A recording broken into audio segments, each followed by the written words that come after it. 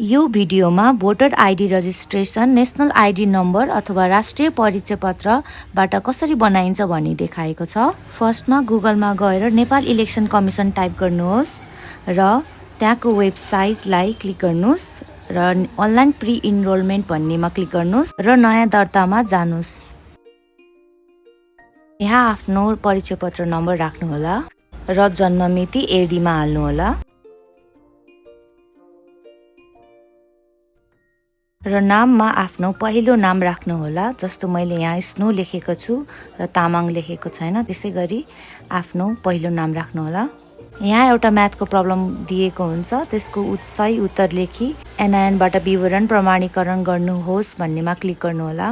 मैले आफ्नो डाटा गलत राखेको थिएँ, त्यसैले यहाँ असफल भयो देखाएको छ। त्यसै गरी मैले मेरो साथीको राख्दाखेरि चाहिँ यहाँ यो खुलेको छ। मेरो पनि धेरै प्रयासपछि खुलेको थियो, त्यसैले यसमा धेरै टाइम जान सक्छ। यसमा आफ्नो पर्मानेन्ट एड्रेस राख्नुहोला र मतदान स्थल चाहिँ आफ्नो नजिकको ठाउँ राख्नुहोला।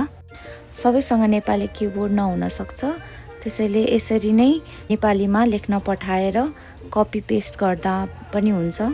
इमेल ठेगाना, इमेल एड्रेस चाहिँ करेक्ट र आफूले चलाइरहेको नै राख्नुहोला। आफ्नो पर्मानेन्ट एड्रेस र जन्मस्थल बर्थ प्लेस डिफ्रेन्ट हुन सक्छ कसैको, त्यसैले यसमा पनि ध्यान पुर्याउनु होला।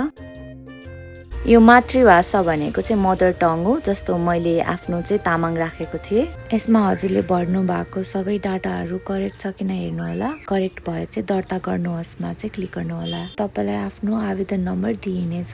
यसमा क्लिक गरी आफ्नो पीडीएफ पनि पाउन सक्नुहुन्छ। अनि टाडा तपाईँको आवेदन नम्बर पायो र राम्रोसँग राख्नु होला। यो tata bye bye, you are welcome.